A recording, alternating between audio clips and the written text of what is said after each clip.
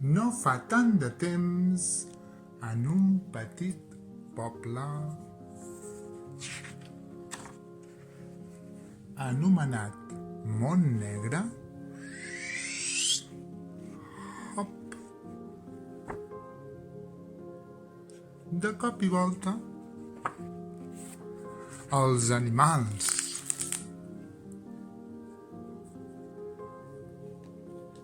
i les hortalisses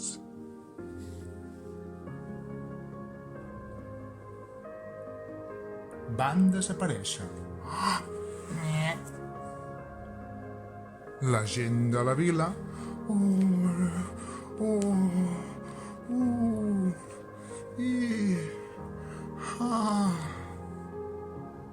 van començar a preocupar-se. Tenien por de passar gana. Ja no ens queden gallines que ens donguin ous. I ja no tenim patates, ni pastanagues. Com faré per fer el dinar? Qui podria ser capaç de robar el menjar al poble? Hi havia diverses hipòtesis.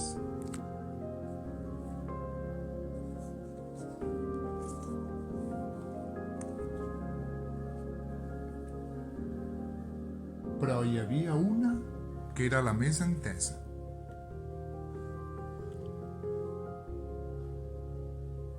Els sentien cada tarda.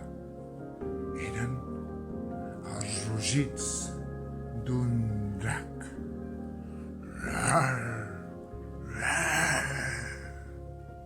Un drac que vivia a la cova de Montnegre. De la nit al dia, pels altaveus de la vila, no paraven de dir: atenció, atenció, per seguretat, quedeu-vos a casa. Necessitem voluntàries per crear un comitè antidrac.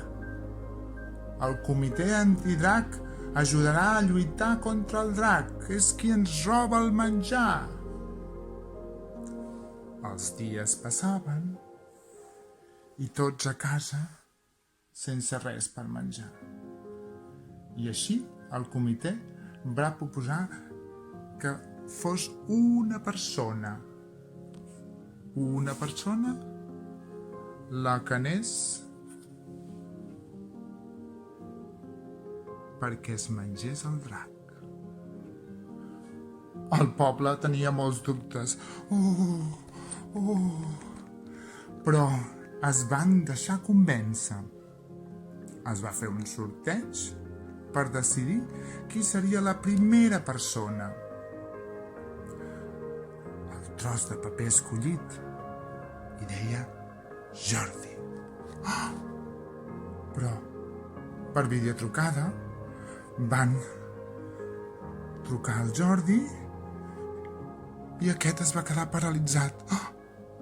A mi m'ha tocat?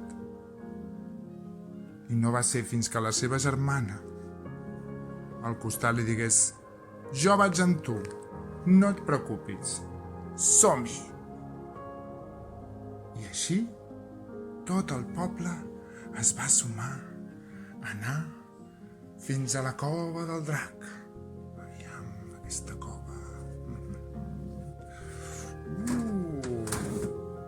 Un cop a dins la cova li van dir: aviam si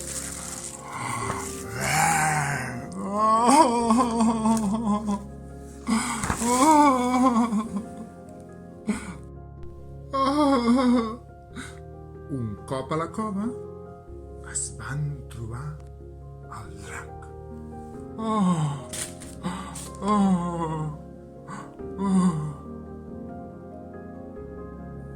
Portava un mocador i els hi va dir al Jordi i a la seva germana i a tot el poble: jo no ho robaria mai.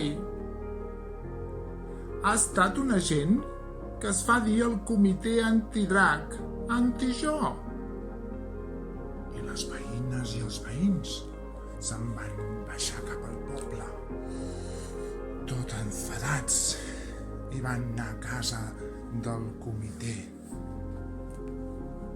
antidrac i els van trobar allà fent un tiberi amb tot el menjar del poble. Lladres, torneu-nos el nostre menjar. Què us heu pensat? Un cop resolt el robatori, les persones del comitè es van disculpar i van tornar totes, el Drac, la Jordina i el Jordi, tot el poble, a refer les collites i a fer possible que tornés a haver-hi menjar i tornéssim a tenir cura de la natura i ens cuidéssim i ens estiméssim les unes a les altres. I des de llavors que celebrem el dia de Sant Jordi, la Jordina i el Drac. I conte contat, conte acabat.